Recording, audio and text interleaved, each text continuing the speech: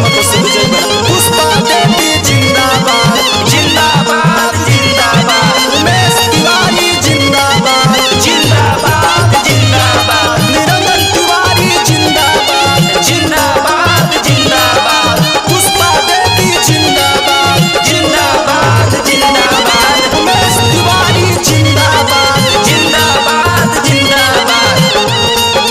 जी हाँ दोस्तों, नौजवान साथियों, माताएं एवं बहनों, ग्राम पंचायत रंका बौलिया से पंचायत समिति सदस्य श्रीमती पुष्पा जी का चुनाव चिन्ह बेबी वाकर छाप क्रमांक संख्या 2 पर मुहर लगाकर भारी से भारी मतों से विजयी बनावे।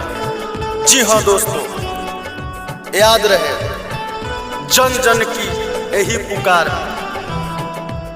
जन जन की यही पुकार।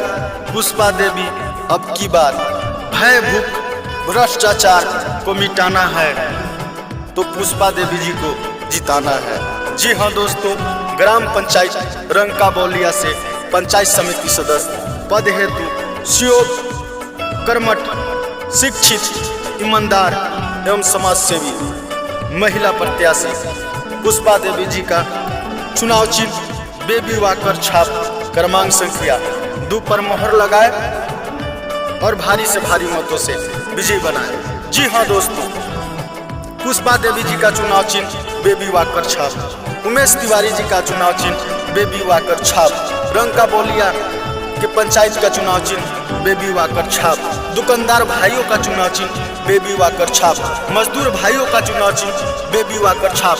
जहां देखे बेबी वाकर छाप वहीं लगाए मोहर आप। जी हाँ दोस्तों, याद रहे क्रमांक संख्या 2 पर बेबी वाकर छाप पर मुहर लगाना है और एक बार पुष्पा देवी जी को जिताना है दोस्तों। और निवेदक उमेश तिवारी जी के हाथों को मजबूत बनाना है। जी हाँ दोस्तों, तो नहीं भूलना है क्रमांक संख्या 2 पर मुहर लगाना है, बेबी वाकर छाप पर मुहर लगाकर भारी से भारी मतों से विजयी बनावे और रंका बौलिया पंचायत में एक बार विकास करने के लिए अवश्य मौका दे। जी हाँ दोस्तों, पुष्पा देवी जी का कहना है कि अगर पंचायत में सेवा करने के लिए मौका मिलेगा तो इन्होंने शिक्षा, बिजली, पानी, सड़क, राशन, वृद्धा पेंशन, विधवा पेंशन, जितने प्रकार के सरकारी योजना होते हैं सभी लोग के घर घर पहुंचाने के काम करेंगे दोस्तों।